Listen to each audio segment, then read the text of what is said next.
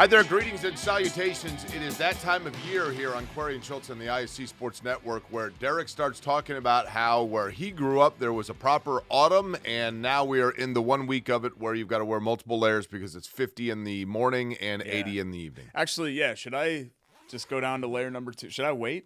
Should that be like the tees? That looks like a shirt that – is it Ernie or Bert that wears that one? What are you talking about? Your shirt. Oh, like the striped shirt? Yeah, you look like a Sesame Street character. Like, did you get that is that at Granimals? Did you get that t-shirt. at J. Crew Outlet? Kids? J. Crew Outlet, North Side, next to the Harry Nizzies over there. There's an outlet there? Oh, yeah, it's great. Like, I don't know if a lot of people know about it, Kids but it's all section? like 80, 90% off. There's a youth section as well, yes. Is that for what youth? No. Okay. I have a youth XL winter coat, but my actual clothes are, adult male clothes. What size? Medium. Okay. Yeah. The Colts are 1-0 for the first time in, 12 years? We can say that? Yeah, 2013. The Colts Insane. almost got a shutout for that matter. Look, the reality is this, Derek. That was a strong performance in all areas. And yes, we will get into this. There is the possibility that we're going to look back. And apologies to Mike. Bailey & Wood is the presenting sponsor of this program. And we are thrilled, honored to be able to say that each and every week, to be partnered with a company that's doing what they need to do to keep people, getting the best interest rates in their homes. And then in addition to that, giving back to the community, forming friendships, relationships, not only within the mortgage business, but with their client base as well. But as we know, Mike is a huge fan of the Miami Dolphins, and that was a rough go on Sunday for the Dolphins. Ugh. So apologies to Mike that we've got to talk about the Dolphins in this regard. But, Derek, I say this with all due respect to the Colts and what they were able to do because they played Curt Cignetti football. They got a lead, and then they just kept hammering home, and just built on that lead and stifling Miami. But you've also got to wonder how much of that – did we learn more about Miami or Indy in that game?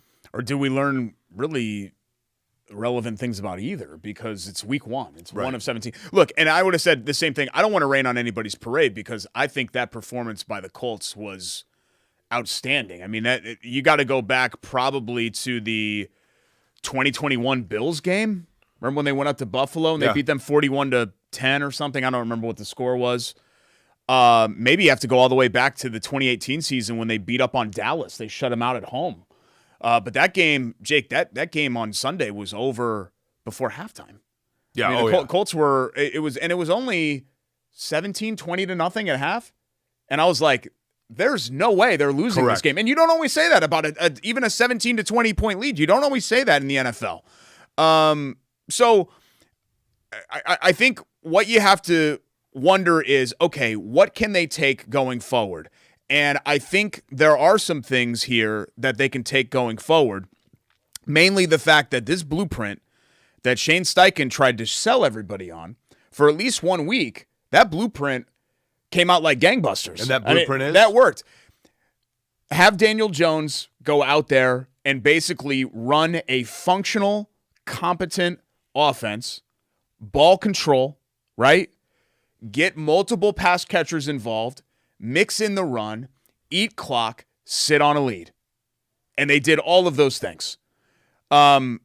Jones, I thought, was in total command. He was efficient. He even threw downfield. He had Alec Pierce had his 136-yard catch so he could maintain his 50 yards per catch average or whatever it is. But, even then, you saw Daniel Jones kind of reach into his bag and take that out. Jones had an interception that was dropped. He basically gift-wrapped an interception to Miami, but it was just kind of one of their days. Did you know Alec Pierce is apparently in the past romantically linked in rumor to Sidney Sweeney? Did you know that? Yeah, good for him. He's a good-looking guy. Do you think that's true, or did somebody just come up with that out of nowhere? I could see that being true. Smart dude, great athlete, good-looking guy. No, I agree with all those things, but how does he make contact with Sidney Sweeney? There's something called like Instagram. That's a social media thing that people are on. People have phones. You think she's got her text IG messages? DMs open? I think. And you think she's able to weed out which ones are coming from a number 3 wide receiver of a mid-tier NFL team? And I don't want to overstate it here, but we sort of live in this world, not that level of world, but there are people if I wanted to have access to somebody else important, I have access to them because I am also important. Like, that came off the wrong way. Wait. Are you telling me that you could reach out to Sydney Sweeney on? Not that level. Did you see Sophie Cunningham? Not that level, but I could reach out to like Rafael Sanchez or other people that are like local level celebrities and have access to them if I need to. Derek, I worked with Rafael. I love Rafael. He's a great dude, right? Known him forever. Yeah, he's a big deal in Indianapolis.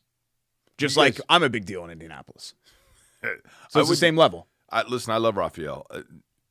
No, I wouldn't describe. Like if I wanted the Watson's girl to come to my birthday party, I'd have access. It's just other people on that level of people, that level of celebrity. I don't know which is more absurd here. The fact of if I needed to text Kevin Gregory, Scott Swan, you would have a birthday party. Yeah, I still have birthday parties. I had a 40th birthday party not that long ago. I know. That's take it up with Ashley. That's her fault. That's very odd, by the way. But getting back to it, Jones and the offense, and there's really just nothing to nitpick. We never have a week like this where there's not somebody that turned in a bad performance or something that we were concerned about. Maybe you can say that instead of 33-8, it should have been 45-0. You would have the argument there. The Colts in the low red zone had some struggles, but I think they missed a DPI on Tyler Warren because they felt bad for the Dolphins. And I think the Colts were being intentionally conservative before half because they knew that they were in control of the game. So even then, you can explain those things away. But offensively, defensively, I don't remember. It's probably that Bills game. The last time the Colts had as complete of a victory as what we saw on Sunday. Derek, I think the blueprint that you talked about is pretty simple. And I give Chris Ballard and Shane Steichen both credit for this. And I think what we saw, and I mentioned this on the radio, but I'll mention it again. What we saw on Sunday is why Shane Steichen is an NFL coach and why Chris Ballard, that man right there, is an NFL general manager. That is not to say that every move they make or every decision they make is the right one. But Shane Steichen was given the task from that man, Chris Ballard, to decide who was going to be his starting quarterback. And Anthony Richardson is a quarterback that has the most ceiling. He has the highest upside. He is capable of making the wow, that's why I bought a ticket play. But he also is more capable of making the what in the world did I just watch play. And Shane Steichen looked at both of them and said, and he kept saying, it's about the operation of quarterback. It's not about the big play. It's not about who could throw the 65-yard pass on the back of his foot. It's about making the layups. He kept saying that, making the layups. When you have Tyler Warren as your tight end, that allows for a lot of makeups to be made. And I believe this offense. I could be wrong, and one game does not a season make, and there will be fluctuation that takes place in terms of their offense. But it is my opinion that the Colts offense is going to be catered and centered around getting Tyler Warren involved early in a couple of different ways so that then defenses have to be aware of where he is at all times. Michael Pittman Jr. is a great over-the-middle receiver. Alec Pierce is a great behind-the-defense big play receiver. Josh Downs is a very good in-the-slot, mix-it-up, safety net receiver. Jonathan Taylor is an elite between the tackles back. But all of those players are limited to a restrictive area where they are at their best. And Tyler Warren allows to massage a defense and spread it out where all of those plays then can operate. And it starts there. And you have to have a quarterback that can simply get the ball there from 8 to 10 yards. And that's what Daniel Jones does, and he did it well on Sunday.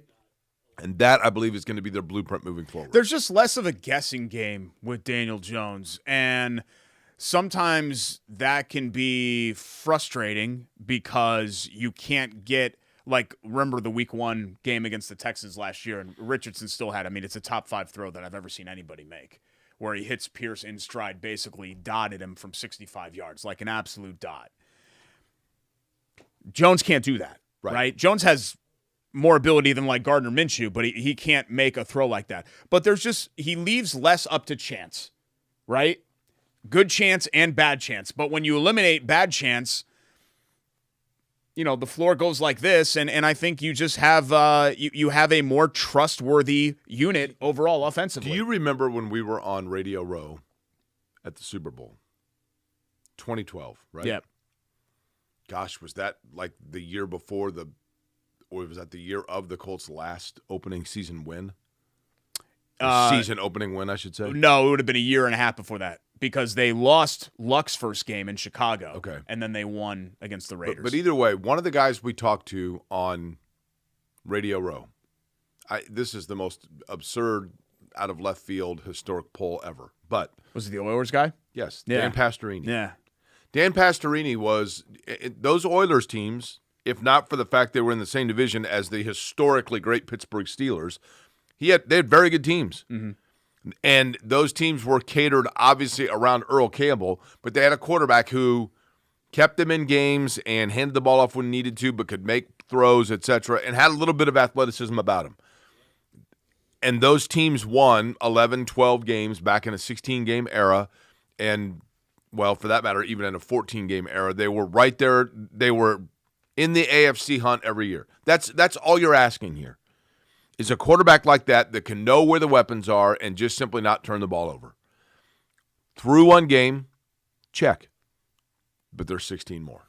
Yeah, and I don't want this to now be where the expectations are for Daniel Jones. What happened to the drawstring of your hoodie? That's bothering me. Yeah, it just came out, and I don't know where it went. And once they're out, they're impossible to get back in, the drawstrings.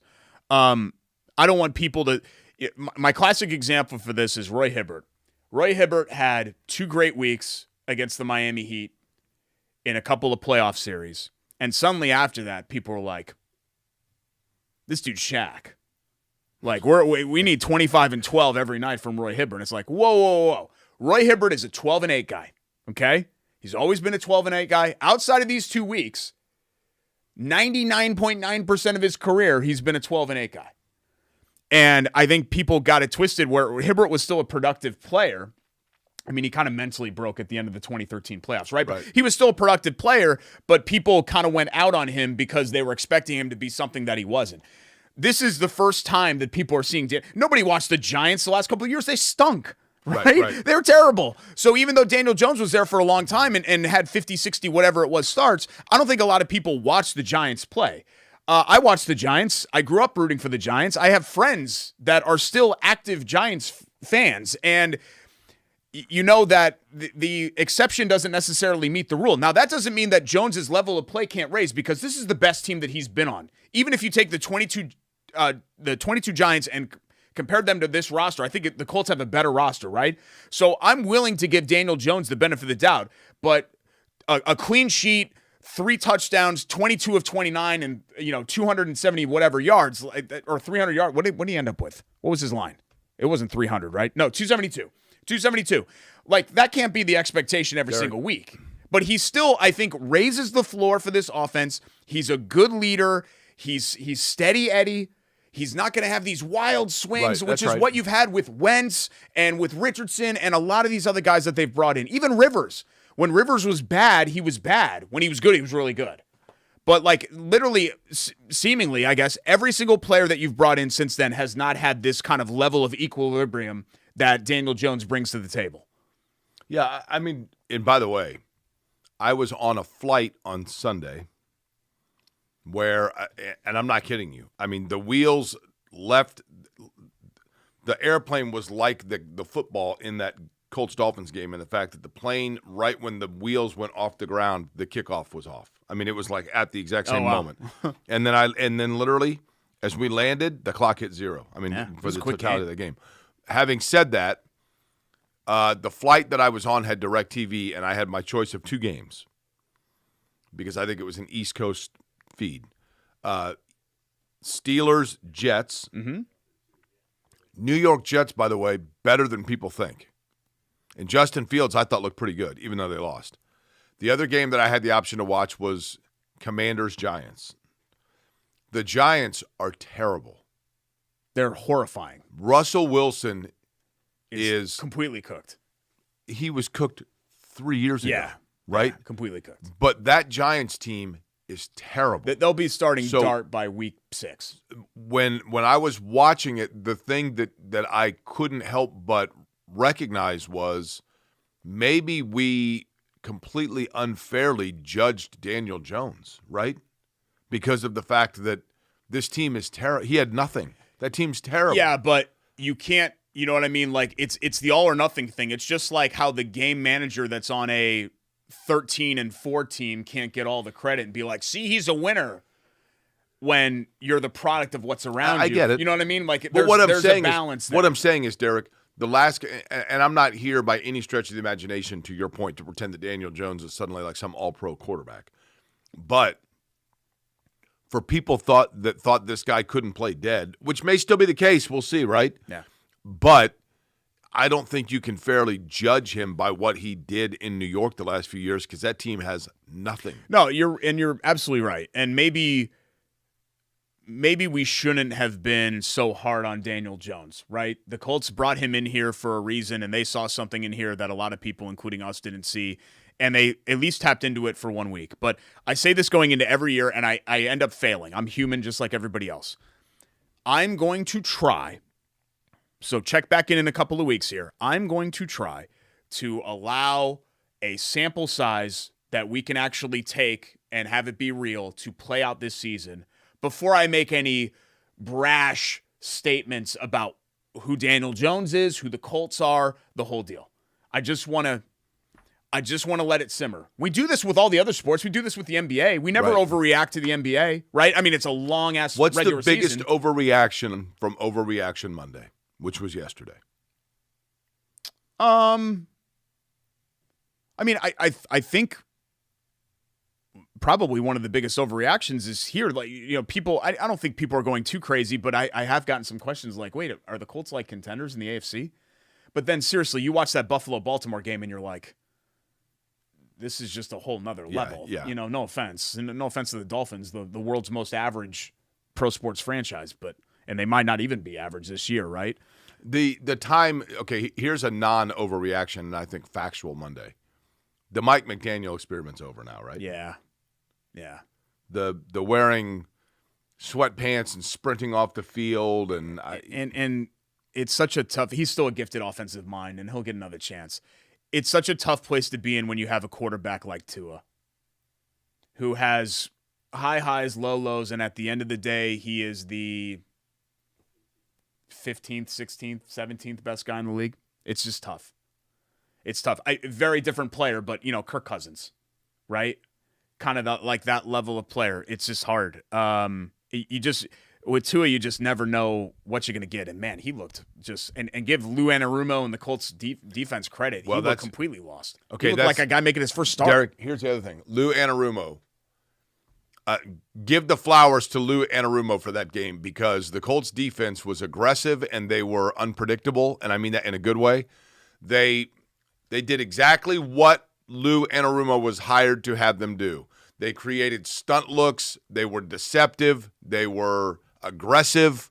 They came when they needed to on blitzes and etc., and that defense made plays. Now, that might be a high reward, medium risk defense where they're going to have some plays where they're going to blitz and throw the kitchen sink and get beat. But through one game, solid. Yeah, and it's just nice to have just not the most boring defense out there. Like, I was a defender at times of Gus Bradley because I think some of their issues were personnel related, even though, God forbid, we blame anything on the general manager in this town because of ultimatums and because of everything else, right? Ultimatums. Well, yeah, didn't you know, like, Ballard had an ultimatum from Jim Irsay, God rest his soul, who's no longer with us, to take a quarterback. That's the only reason he took Richardson. So he can't be blamed for that pick because there was an ultimatum from ownership to take a quarterback. So you can't put that on Ballard. Plus, that was Shane Steichen's guy, Jake. Didn't you hear that? Shane Steichen went to bat for Richardson. So really, you got to put it on Irsay, one, God rest his soul, and then you got to put it on Steichen. And then Ballard had nothing to do with what about any of that. I mean, Andrew Luck retired, Jake, right on him, like on his watch. And then, he can't be expected to get a quarterback 6 years later or 4 years later and then get it right, and then 6 years later still be looking for one and have another stop. You can't expect that. What about the scout that was really high on Anthony Richardson? Yeah, blame it on him, that guy, whoever he is. Yeah. He got fired. Oh, he did? Okay. Well, yeah, and he deserved it because, I mean, what is he doing? He's telling Chris Ballard, hey, I really like this guy, and Chris Ballard's powerless to stop it. It's not like he's the main decision maker. You know? Fair. Yeah. I mean, he can't – what do you expect him to do? He's running the NFL – he's running the franchise. He's running the front office. You expect him to be accountable for all the decisions that they make? Like, that can't happen. That has to go to the scout or the coach or – Did you know that their quarterback retired? Andrew Luck, you remember him? He retired. It's out of nowhere. Yeah, and you know what? Like this year, they play the let's see, I'm trying to think here. Kansas City Chiefs. Yeah, they do. Yeah. And there's one other team they play, and I'm spacing it now. But those are the only two teams who they're going to face a quarterback this year that's playing with the team that was with that team when Andrew Luck retired. Yeah. So every other team in the league has been able to come up with a quarterback, develop a quarterback, start a quarterback, win games with a quarterback since Andrew Luck retired, right? But snarkiness aside, it's been a lot of negative, right? It's been a lot of negative. It's been a lot of pessimism. And I've been in the same boat just like everybody else. I'm not blaming anybody for feeling that way. I felt that way too. The Athletic poll last week, Colts were the least optimistic of any fan base, and deservedly so. This fan base has been through a lot. To have a Sunday like that, a perfect, beautiful Sunday, wonderful fall afternoon, roof and window are open. They're honoring Jim Irsay at halftime. They disembowel the Miami Dolphins. Give Ballard credit. Give Steichen credit. Hell, give Blue credit. I don't care. Like, give all of the flowers that you have to give to the Colts for what was, I don't know how long-term it is. I don't know how sustainable it is. But for one afternoon, I really enjoyed watching the Indianapolis Colts play football. And that's, I have not said that very much. This has been a slog. Like, if I was not obligated to watch the Colts the last couple of years due to professional media celebrity obligations, I would not have watched them. What obligations do you have to have watched them? Well, people expect that. I'm a public figure. I'm connected with the team. I am a thought leader when it comes to Colts football. Okay. And so in order to do that, I need to watch them. I need to study them. I need to talk about them because that is the expectation. Okay. As a core pillar of Schultz Media LLC. Yesterday, Colts coverage. Yesterday, by the way, I told my dad, I said, yeah, I got to get up early tomorrow. And he said, why is that? And I said, well, I do the podcast on Tuesdays. And he said, and what's the name of the smaller guy you do it with? That's interesting. Because I got a text message from him not that long ago, and I could go back on the phone. I think your work's just outstanding. I read you every week in the IBJ. That might be true. I have a signed copy for him, too. If he wants a signed copy. One of the columns that he commented on, I got it framed and signed it to Mr. Query. You did put Mr., didn't you? Yeah. Okay, good. Because I got in 2015, I got called out for that. I still remember the day. And I said, by the way, somebody just sent me here. When you get a minute, can you please share Derek Schultz contact info? Really? Mm-hmm. Is it a business opportunity? I think it is. Okay. I'm sending it now. What I get around this time of year is I get a lot of there's a lot of festivals. I can never remember. I'm forwarding your contact info now, and I can't remember how I have Caleb in my phone, but I'll. There's a lot of like festivals and events that are going on, and I'm sure you get this as well. I get a lot of MC requests, which is fine. Like, generally speaking, for a charity, just kind of a PSA here. For a charity, I'll do it, but like I got one from last year, and this was an event that it was a fundraiser, but they were making money off of the event. And I had no connection to the fundraiser at all. Like, I didn't necessarily care about the thing that they were fundraising for. It wasn't for like cancer research or something. You know what I mean? Like save puppies. Like it wasn't something like that. And they're making hand over fist, and they're like, yeah, well, we want you out here from like 9 to 4 on a Saturday in like early October, the most beautiful Saturdays that exist on the calendar, right? And I'm like, I was trying to be nice about it. I was like, hey, like, is there, pardon me for asking, is there compensation involved? And they're like, we may be able to get you like a low level, like it was like almost like in a snarky, like, how dare you ask? And I'm like, well, sorry, I'm busy. Low level is probably where they were thinking of. I'm busy. You know what I mean? Sorry. Yeah, but like honestly, Chris Ballard was okay, busy, and so I know you're giving me a hard time, but like, in all honesty, I don't have a lot of professional skills, right? But one thing that I do have is that I can turn on a microphone and engage a crowd and do that. And a lot of people don't want to do that. A lot of people would rather die than do that. Right. Right? And so myself included, I need by the way. I need me. I need me some me. You got to show me. Okay. Charity, stuff like that. Like, I make exceptions for it all the time. Like, but sometimes I'm like, hey, my time is valuable here. Like, throw me something. Mm-hmm. Can I get a free hot dog? Like, are you going to feed me? I actually one time donated. They said, we have a talent fee for you. And I said, okay. I said, well, I'm a little uncomfortable with that. So just make a donation to, and I gave the name of the organization, 2 organizations.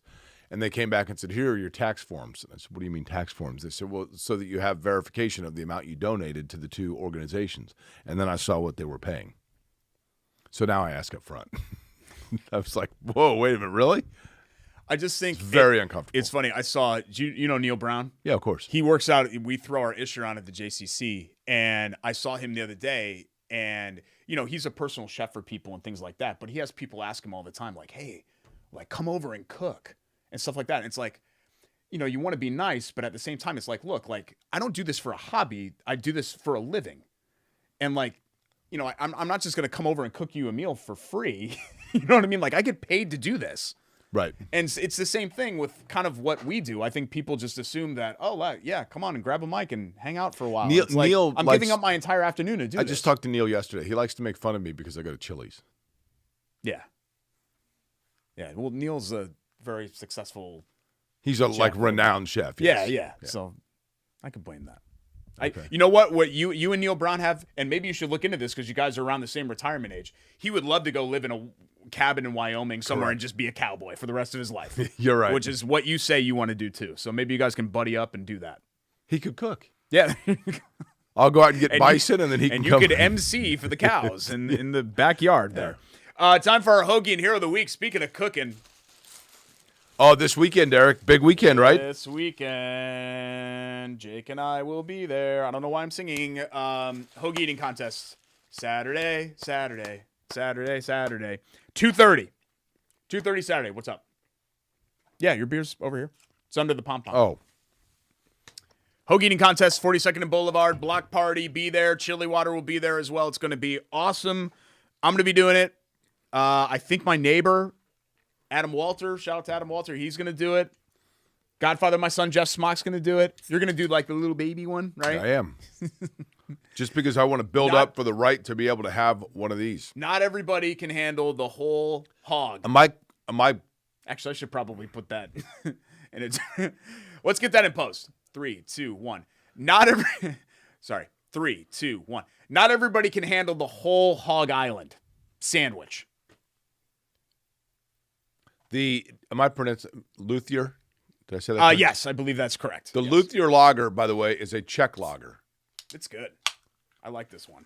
We've had this once before, right? It's fabulous. It is a seasonal one that they do. Oh, that is good. A spruce lager. Look at this can. Isn't this gorgeous? The guitar right here. They have some beautiful cans. That is. Actually, let's get that in post too. Hold on. That sounded bad. 3, 2, 1. They do some beautiful work with their cannery. Their canning over there at Chili Water Brewing and Taproom, 42nd and Boulevard. We're kind of struggling through this. I'd like to apologize to Christina. The work that she's done at Hoagies and Hops, right there on Boulevard, 42nd and Boulevard. Yeah, I've said it multiple times, so you should know that by now. The Philiopolis feel of it, the family feel that you'll get, and you'll get it Saturday when you go out there for the hog eating contest and the fact that everybody's sitting there enjoying it. It's going to be a beautiful day. There's camaraderie. You're helping out veterans. I mean, it's a great, fabulous organization. It's a great business. It's a great restaurant. They have great food, great vibe, great energy. The same with Chili Water. Whether you are down in Fountain Square or you're at that location right there next to Hoagies and Hops, the fabulous beers they have. This is super smooth, light, the Czech lager. I apologize that their belief in us, their partnership gets turned into the sophomoric and at times careless wording from Derek Schultz. I, Jake Query, am proud of Hoagies and Hops, and I, Jake Query, am proud of Chili Water and being able to represent both. And I thank them for their continued partnership. Always throwing me under the bus. This here, which I already took a bite of, is the Zerns. Losing stuff already. You got the Dietz & Watson Ring bologna. Really good. Kind of almost like a smoked sausage. I know that's odd to have like a sausage on a hoagie roll, but really, really tasty. You have Munster, little mayo. I didn't put mayo on Jake's. Mayo. Whole grain beer mustard, little L, and some house-made red beet pickled egg. It's almost like a breakfast sandwich for lunch, a little bit. Like a cold breakfast sandwich for lunch. Because the sausage and egg is ring bologna, but it almost like... It's very good. Feels like that.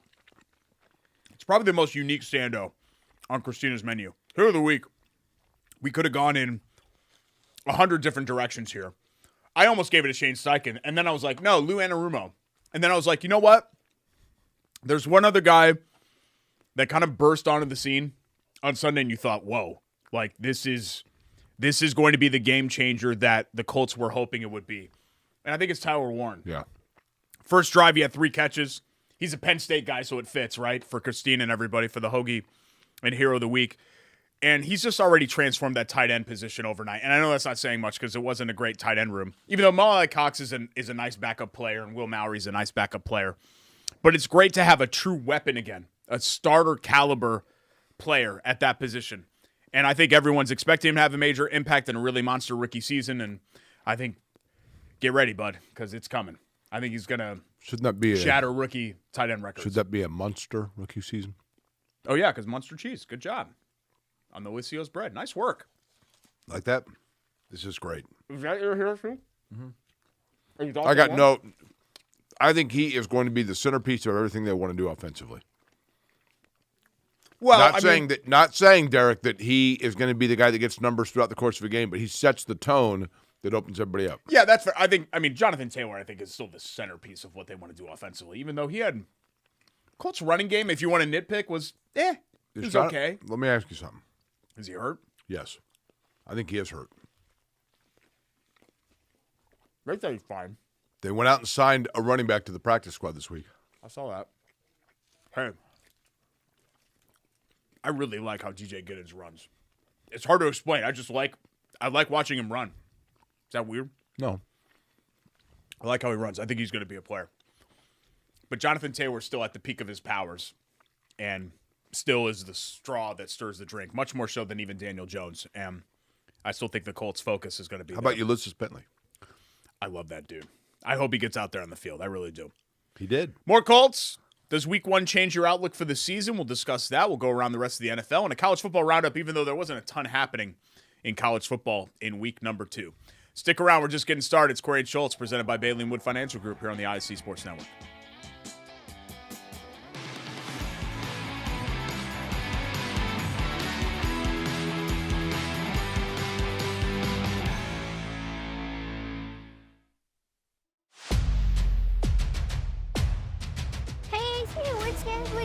Tonight.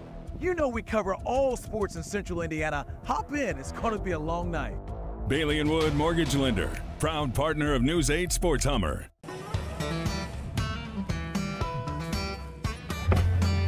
Hey, AC! Nice snap. Mortgage is a snap. Duh! Bailey & Wood, a lending hand for Wish TV Sports. Welcome back. Bailey & Wood presents Corey and Schultz here on the ISC Sports Network alongside Jake. I'm Derek. I saw Mike Wood took Walker, his son, to the game. Not a lot to cheer for. They are Dolphins fans. But that said, you'll be cheering if you join the Bailey & Wood team when it comes to getting pre-approval for your home mortgage or even refi. You could do that at any of their 18, 19, 20, I've lost count, Indiana branch locations all around, BAWFG.com. If you want to find the one closest to you, or you can contact them online or on the phone, 855-350-HOME. The best customer service. Mike and his team, 5-star customer service. They're great in the community. They're great folks. Can't recommend them highly enough, and proud presenting sponsors here of Corey and Schultz. So, we alluded to this a little bit, but does what the Colts did, kind of seeing the proof of concept, if you will. Like, this is what they can do with Daniel Jones in this offense and some of this new defensive personnel and this new defensive coordinator. Does it change your outlook for this season? Like, are you like, nobody should change drastically based on one game, right? Good or bad. You should not, even if you're a Dolphins fan, you should not change your expectations drastically. But does it shift yours a little bit? You had a 10-7? Like, are you now like, hey, I think they're going 11-6? No, I think 10-7 is still probably pretty real. But although, Derek, you look at it this way. I'm going to give you the team, and you tell me how many games they'll win against them. Tennessee. I mean, I always expect them to win twice against Tennessee. Okay. Yeah. Jacksonville. Split. Houston. Split. There's 4 right there, and they already have 1. There's 5. Yeah. You know what I mean? Well, they're halfway there. And that's why I think, like, the predictions that, the Colts are going to go 5-12, like, they were never going to go, barring, like, a rash of injuries or something like that. Like, this roster is firmly a middle-of-the-road. It's pretty good. This roster's pretty good. Good enough to win 7 games, worst-case scenario, I think, barring a bunch of injuries. But it's just about the ceiling. For me, the question with the Colts has never been the floor. It's just been, okay, how good can they be? And I think you saw on Sunday that's about as good as they can humanly be. I can't imagine them being better than that, which is not to take away from what they did. Any other week 1 observations? We saw the Chargers. People kind of forget, like, hey, the Chargers are pretty good, and Justin Herbert's pretty good. I don't know. Aaron Rodgers and the Steelers, he threw 4 tuds. There wasn't much else. The Packers really laid it on the Lions. Bills with that comeback win, but the Bills and Ravens are both going to be good. There wasn't anything from week 1 that I was like, oh, wow. Like, I wasn't outside of the Colts performance, I wasn't expecting that to happen. Is DeAndre Hopkins, by the way, he had a big catch against Baltimore. Is he thought to be done and that was the anomaly, or is this like, wow, Baltimore got really rich by getting DeAndre Hopkins? No, I mean, I think he's viewed as a guy that is, fading a bit, but he's not, when Hopkins, the peak of Hopkins' career would have been like the very early Deshaun Watson years. That's right. 18, 19 or so. And he's bounced around a little bit since then. But no, I mean, I think he's still, I think the question is now, would he be, I got to look it up. Would he be a Hall of Fame level player? He's on the cusp, probably. Remember, he was at. I mean, he would have been a multiple-time All-Pro in Houston. His peak was unbelievable. Remember, it was he was not first-round talent. You remember that? Yeah, I do remember that. I'm looking here. 13,000 receiving yards. Wow. 84 touchdowns. That's okay. That's not great. He's had 1, 2, 3, 4, 5, 6, 7 1,000-yard seasons. His last was 23, but he wasn't really consistently doing that since 20. 3-time All-Pro. I'm seeing 5-time Pro Bowl. 5-time Pro Bowl. Not that people really care about Pro Bowls, but correct. Something to throw. I don't know. Just interesting. I've got to do. I'm making adjustments on my fantasy roster. Here, I'll make one statement. And I feel this way pretty firmly, even though, gun to my head, they're probably the team that would still be my pick to win the division. We got way ahead of ourselves with C.J. Stroud and that whole deal, didn't we? Like, he's good. Like, he's a perfectly fine quarterback. But this talk about, oh my God, like he's the next franchise guy. He's top 5 right now in the NFL. He almost feels like system quarterback, right? We got way ahead of ourselves with all that stuff after that first year. And to be fair, we kind of did that with Trevor Lawrence, that one Jaguar. What was that, 22 when they went to the playoffs? We kind of got ahead of ourselves with that too. Like, once a quarterback shows us anything, we're like, here he is. He's arrived. And it's like, it's not that easy. The great ones sustain it over several years.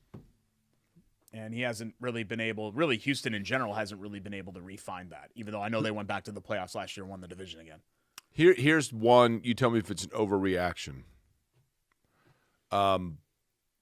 We already knew this, though, but Josh Allen has taken that step now where he is the guy that the game is not over until Josh Allen says the game is over. I feel terrible for Josh Allen and Lamar Jackson because it's almost like at this point, nothing really matters for that. I feel like we're in a situation where the Colts were for a long time, where it's like, call me in January. Yeah. And I hate that because he is an unbelievable player. He's so fun to Lamar too is just a spectacular. He does stuff that you're like, did this dude just undo this? You know, like right. That's what it feels like watching those guys. But the narrative will remain that they can't win the big one until they get past the big bad wolf and the Chiefs, and they go to the Super Bowl and they win one. Both of those guys. And so it's almost like it doesn't matter. Like Josh Allen could have 17 41-40 type comebacks in a row, but then if they lose in the divisional round at Arrowhead, is the window closing for Kansas City? I'm not ready to make any statements like that. This but beer is fabulous. They have looked awful ordinary the last year and a half, but they awful ordinaried themselves back into the Super Bowl again last year. Yeah. This is a wonderful beer, by the way. It's good. Yeah, I like it. It's good. College football roundup. Not a ton to say about college football. IU takes care of business against Kennesaw State. Fernando Mendoza looked a lot better, right? Through 4 tuds. I noticed on his rating for the game, it was a rating or completion percentage, but they bumped it. It was 66.6. Oh, just because it's bad luck. They bumped it to 66.7.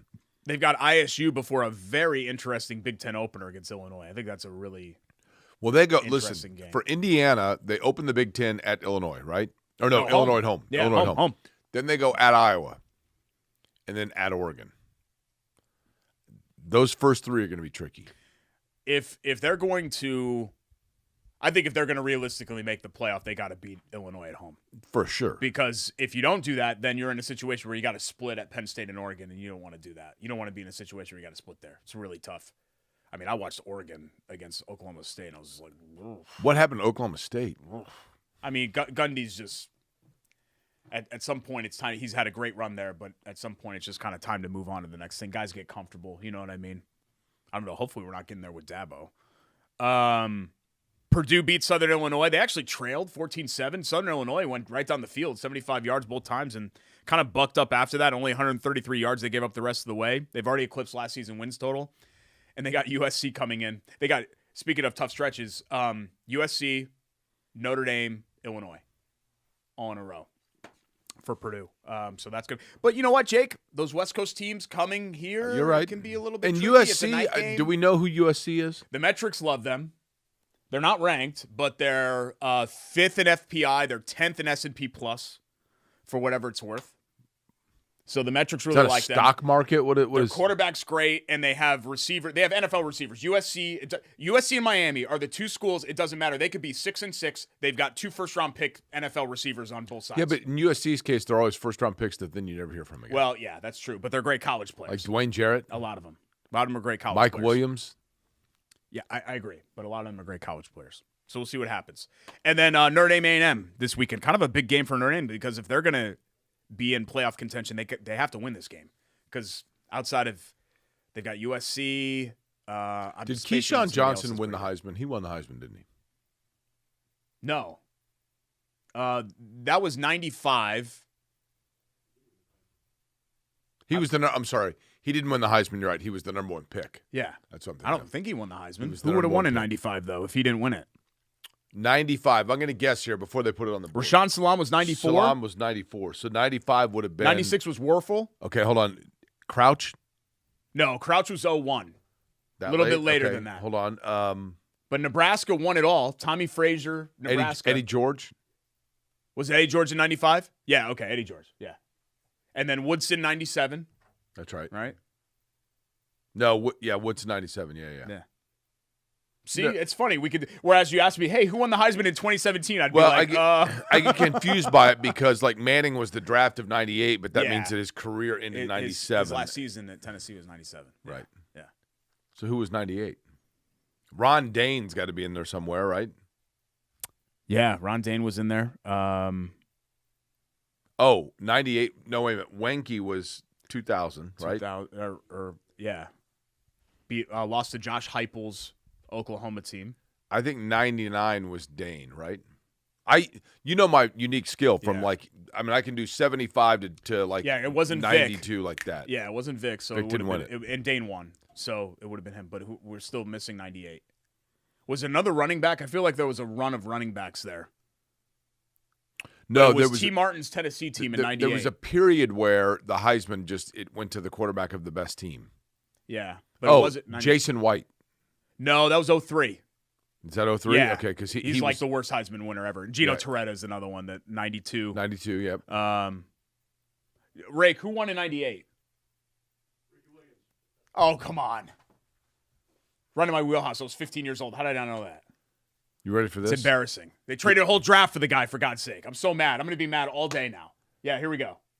Okay, Wanky, watch. Crouch. No, watch this. Okay. I'm going to close my eyes. You ready? Okay. Well, he's already seen something. We're going to start 1972, the year I was born. You ready? Oh, no, come on. Hold on. Scroll down. This is an hour-long The year show. I know. Year I was. Well, it'll take like 30 seconds. The year I was born, 72. You ready? Yeah. 72, Johnny Rogers. Yep. 73, John Capoletti. Yep. 74, 5, Archie Griffin. 76, Dorset. 77, Earl Campbell. 78, Billy Sims. 79, Charles White. 80, George Rogers. 81, Marcus Allen. 82, Herschel Walker. 83, Mike Rozier. 84, Doug Flutie. 85, Bo Jackson. 86, Vinny Testaverde. 87, Tim Brown. 88, Barry Sanders. 89, Andre Ware. 90, Ty Detmer. 91, Desmond Howard. 92, Gino Toretta. 93, starts to get blurry. Charlie Ward. Yep. 94, we already talked 94, about. Rashawn Salam. 95 we talked about. You're caught up. Okay, yeah, there you go. Danny Warfel. Yeah. And then literally, and then you get into this. But if I'm era like, here. Jake, hey, who won the Heisman in 2019? Yeah. What? 2019, I'll go I have no idea. Marcus Mariota. Joe Burrow. Okay, great. Okay. I had no idea that Joe Burrow. It would. I mean, the natural thing to do for the Heisman is you think of the national champion and then you backtrack from there. So I would have thought of Burrow. Devontae Smith is a good one. That's also. Man, I mean, he's a monster. really good player, but monster. Just kind of gets lost in it, right? Yeah, absolute monster. And kind of an uneventful weekend overall. Florida got upset, so that Billy Napier is probably going to get fired here. Oklahoma had a big win over Michigan. Yeah, that was a big win. You know, Michigan finished the season by beating Ohio State and Alabama. That was not a good team last year. And is Michigan. Is this going to be a year where we look back, Michigan's 7-5, and you go, I am convinced, and I have nothing to back this up. I'm convinced that they basically sold their soul for that one title because of the cheating and all the other stuff, and I think they're just going to go back in the tank now, which is what they deserve. I despise Michigan. Really? Yeah, way up there. Way up there with like the Red Sox and all those. Yeah. Despise I like them. Michigan because they Can't break Ohio stand State's them. heart. I always root for Ohio State against Michigan. I have more people in my life that don't annoy me that are Ohio State fans than the people in my life that annoy me that are Michigan fans. Okay. Yep. What about 100%. people that annoy you that are Clemson fans?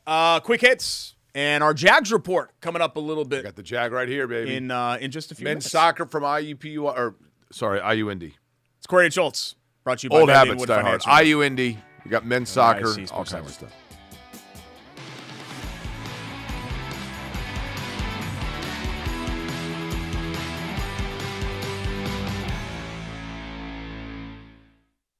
At Bailey and Wood. We're back to the show. A couple of quick hits here. Hold on, I just took a last bite of Sando. It's a sandwich, Derek. That's good. That's good beer. Congrats to the Indiana Fever. They clinched the playoff spot in the playoffs for the second straight year after a win over the Mystics on Sunday. Might not sound like much, but it's an accomplishment because it's the first time that they've gone in consecutive years since going every year from 2005 to 2016 in the Tamika Catchings era. So good for the Fever to reach that level of stability. Considering the decimation of their roster due to injury, that's a pretty big accomplishment. It's crazy. They've had to bring in 4 hardship players, which I can't imagine any other team has ever had to do. If this program, let me ask you something. If you and I both went on vacation at the same time, it goes without saying that Rakestraw fills in, right? Yeah. I mean, Greg. Outside of that, what's our hardship roster? Ooh. Well, let's think of just the fill-ins that we've had. We had Mike Wood come in a couple times. Nick Yeoman's come in. Yep. Sean Sullivan came in once. Yeah. I remember when you were gone. Who else have we had in here? Anybody else? I never put anybody with you except, I think I did Nick just because of you guys with the radio network, except Rake, because I trust Rake to, how do I say this nicely? When you're hosting a show with Jake, Jake's a really talented guy. You have to put him in a position to succeed. And I'm able to do that from all the years because we're best friends and all the years I've known you, and Rake is able to do that, but not everybody is able to do that. Who does it in the afternoon Like, on the radio show? If you're a chef and I just airdropped you into the kitchen with just a pan and no ingredients, you'd be lost. What you need is the butter, you need the chopped up mushrooms, you need the fillets. You need the parsley. You need all of that stuff in order to make the meal. And you're good. You can make the meal, but you have to basically be handed the meal. I've never made a meal in my life. And then you can cook it. Well, then maybe it's a poor analogy, but that's what I mean. The Big Ten has 3 of the top 4 teams in the college football polls. Ohio State 1, Penn State 2, Oregon 4. Illinois, their first top 10 rankings since, you want to guess? Okay, let me ask you this. No one remembers this team. I remember this. They had a random year where they went to the Rose Bowl, right? Yeah. With Howard Griffith, maybe? They were like 11-1? Not with Howard Griffith. What was the name of that running back that they had? They had Juice Williams, and it was the quarterback. I remember what was the name of that running had, back? I'm going to say it was 2015. No, so it was 2007, I think, that they went that long ago? But it wasn't that team. Okay. This team nobody remembers. I remember because it was my freshman year of college. So 2000. 01. Was that Howard Griffith? No. Kirk Kittner. You remember they went to the Sugar Bowl? They lost to LSU? No one remembers that team, so you're lying. That was the last time they were a top 10 team. They did not play – I don't think they played Ohio State that year. They missed 2 good teams. Who was the LSU receiver that was really good that year? In 01? Yes. Oh, I don't know. They had a really good receiver, LSU did, that had a huge Sugar Bowl. Okay. And went. Eric Moulds was Mississippi. He was Mississippi State. Okay. He was Miss State. Yeah. Hold on. I was trying to think of SEC receivers from that era. I'm looking this up now. It's going to. Clemson dropped 4 spots after struggling with Troy. IU and Michigan are the only other Big Ten Clemson's teams in the what polls. Now? 22 and 23. Yeah, I think so. An Alabama woman went viral. Did you see this? No. For saying that if she won Powerball, she would buy out Kalen DeBoer. This was on a live local TV interview. I'll tell you exactly what I'd do with the first $70 million. I'd pay off Kalen DeBoer and get him the heck out of the University of Alabama. Said Susie Connerly of Guntersville, Alabama. Then I'd take what else was getting and get rid of the AD. Josh Reed, the wide receiver. Okay, yeah, I do remember that name. She did say that she was going to give some of her hypothetical winnings to her church and family. But those things are secondary compared to Bama football. Ready for our Jags report? I am. I-U-I-N-D-Y. Why don't they do that yet? They still haven't done that on. They should. You're right. Listen, I apologize. I apologize to Luke and everybody who's been very good to us over at IUND that I inadvertently slipped up and said I started to say IEP and then I'm like, no, IUND. Listen, I took classes, as a matter of fact, at IUND during the time that I was enrolled at IU Bloomington, but in the summer and for a spring semester I took at IUND, and I thought the education there was fabulous because a lot of the people that were in my classes, there just was a level in terms of the focus that people had that was really good for me at IUND. So I've always been fond of the Jags. So let's get to our IUND. Here it is right here. Jags report. You're talking about Division I athletics right here in Central Indiana. No matter what sport you're watching, it's Division I, and oftentimes players that are native to Central Indiana. We will begin with men's soccer. Here we go. I don't know if do we have video? Yeah, we got some vid. Okay. IUND men's soccer. Good start to the season as they beat Southern Indiana over the weekend 3-2. Sophomore Stan Claver tallied a pair of second-half goals. Redshirt junior Nathaniel Islam netted the game winner in the closing minutes. The 88th minute, as a matter of fact. Islam, by the way, Nathaniel Islam. I'll get this right eventually, I promise. The home opener, by the way, is tonight against Northern Illinois, and the Horizon League opener Saturday against Wright State at 5 o'clock. That is Saturday, 5 o'clock, Wright State for IU Indy men's soccer. And again, Nathaniel Isam, who had the game winner there. In terms of volleyball, the IU Indy volleyball went 1-2 at the Xavier tournament this weekend. They fell to Xavier in Eastern Kentucky, but came up with a 3-2 win over Miami of Ohio. That was in Cincinnati, which, did you know Cincinnati is a queen city? I did. So is Charlotte, right? Correct. Yeah. They both are, right? Jillian Tippmann continues to dominate for the Jags. 19 kills in their win. IU Indy will host Bellarmine. 7 o'clock on the 11th. So the 11th, Bellarmine, 7 o'clock, and then Gonzaga. That's kind of cool. on the 12th at 7 o'clock as well. Northern Illinois at 2 o'clock on the 13th as part of the Hampton Inn Invitational. Guess where they stay for that? Yeah, I don't know. The Marriott? Derek, come on.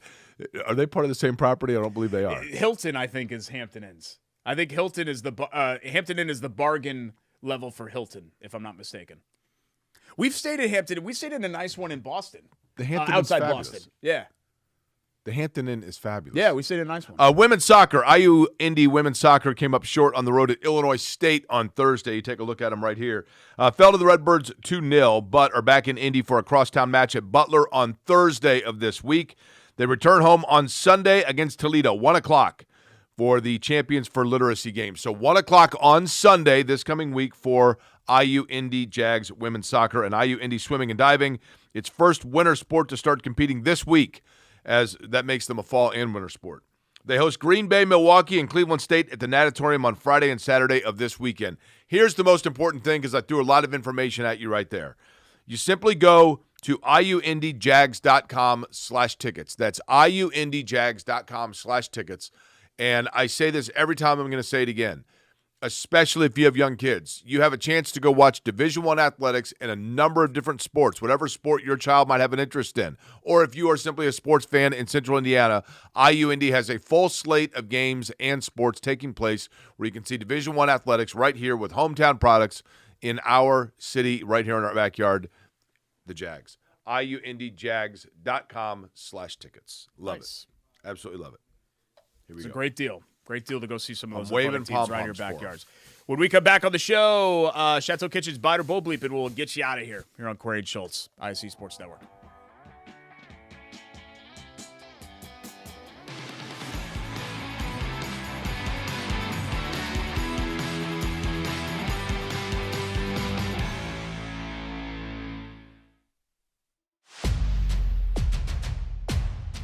Hey, AC, which games are we going to tonight? You know we cover all sports in Central Indiana. Hop in. It's going to be a long night. Bailey and Wood Mortgage Lender, proud partner of News 8 Sports Hummer.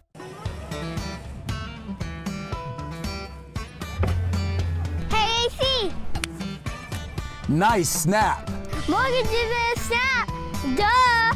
Bailey and Wood, a lending hand for Wish TV Sports. Back for a final time here on Corey and Schultz, presented by Brewing Financial Group. Thanks so much for joining us. Thank you to Chateau Kitchens for sponsoring Bite or Bowl Bleep, as they always do. They are in the business of in-home transformations. ChateauKitchens.com. If you have an inquiry about your home that you would like to transform, whether that be a kitchen, a bathroom, maybe you just want to make a bar area, maybe you want to blow out a couple of walls, anything on the interior of your home, a basement, Chateau Kitchens can handle that for you. Don't even listen to me. Well, listen to me, but go ahead and go online and get that second opinion just from the before and after pictures that they show on their social media accounts at Chateau Kitchens on Instagram and Facebook. Just beautiful. And you can see the transformation for yourself there. We appreciate Steve and the rest of his team for being awesome as always. Here's what we do with Bite or Bowl Bleep. I give a statement. Jake and I go back and forth whether we buy it or it's Bowl Bleep. Statement 1, Daniel Jones will not lose the starting quarterback job unless he gets hurt. Bite or Bowl Bleep? Buy it. Buy it. Yeah, I think I would have said this before week 1. I think they're going to give him a very, very long leash here. I don't think they have any interest in going back to Richardson because it's hard to put the toothpaste back in the tube and then back out and then back in. You know what I mean? And we said that the thing that you like about Daniel Jones and Richardson is that they kind of play a similar style. I don't think they do. I think with Richardson, you're just going more, you're trying to hit the home, you're Adam Dunn.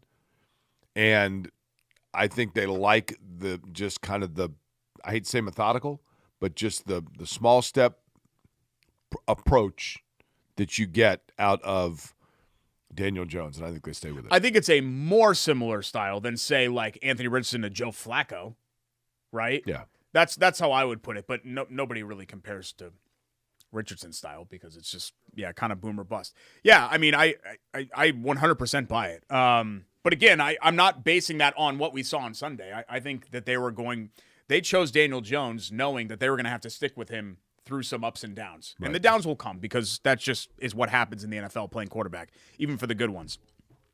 But no, I fully believe that. And that's not to say that an injury won't come because, as we've seen with Jones's history, is not the best when it comes to his health. Statement 2, the only path into the NFL playoffs for an AFC South team is the division title. Bingo, yes. Yeah? Totally agree, yeah. Did you watch the Jags at all? I didn't No. watch them at all. No. They were playing, I mean, Carolina's just... There's only one Jags that I routinely watch, and it's... Carolina's a horrible franchise. If the Steelers are pretty good, if... You know, we're going to take let's take the Bills and Ravens and Chiefs, and let's just throw them in the pile. Then you got the Chargers. I think the Chargers are good. Let's throw the Steelers in there. Just, you know, they've been kind of in the middle, and they're always kind of contending for a playoff spot. Let's throw Cincinnati in there. Denver? So now you're up to 6. Denver? Yeah, well, let's see on Sunday, right? But you're up to 6 already, and how many teams do you let in? I think the Raiders are going to be better than people think. Yeah, they won. Who'd they beat? New England? Yeah. Yeah, they beat somebody that's not really any good. I'm going to say yes for now with the right to change my mind. Is that okay? I have the right to change my mind. Okay. Okay. I'm just saying that. You ready for one of my... Sometimes I have bad takes, and I'm like, I have the right to change my mind. Bite or bullshit, you ready? Yeah. Jaden Daniels is the most underappreciated quarterback in the NFL. I mean, you know, there's a guy, you know, we mentioned being too ahead of it on Stroud. I still think we're maybe a little bit behind on how good he is. I mean, sometimes you watch him and you're like, why didn't I see this before? Right. Right? Why didn't And I a see very this likable guy. From Yeah. everything I've heard, read, Yeah. you know what I mean? I mean, good for Washington. They get rid of the owner, and then now suddenly they look like a franchise again. But yeah, man, he's incredible. If you're saying that there are not 5 quarterbacks I would take in front of him right now to start a team with today. Right. That's how good he is. There might not be 3. Right. Honestly, that's how good. Thanks to our great guests. Our great guests. We never have guests on this show. What are we talking about? Our great sponsors. We're going to see a lot of great people on Saturday. Yeah, we can't wait. Hoagie eating contest, 42nd and Boulevard. Be there, be square, 2:30. Going to be a great block party. Hoagies and Hops, Chili Water Brewing. Thank you to Chateau Kitchens as well, who sponsors our Buy It or Bull Bleep segment. Bailey Thank you Wood. to, we do them at the end. Thank you to IU Indy. And who are we missing besides Bailey and Wood? Did we miss somebody else? Did we get everybody? Yeah, we got everybody, right? Chateau. Bailey Wood. Financial Group, our presenting You're a Mr. sponsors. on top of it. Vince actually did a really nice job today. No screw-ups. For the most part, I'll rewatch the film and see if there's some things that we can improve on. Sometimes they leave the camera on you too long, and they leave the camera on me too long. Other than your 4th grade innuendos. Crisp transitions. We're going to get all those in post, so nobody even knows what you're talking about, Jake.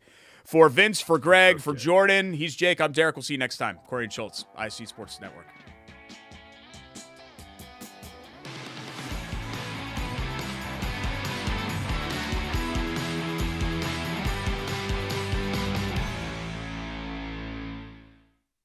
At Bailey & Wood, we pride ourselves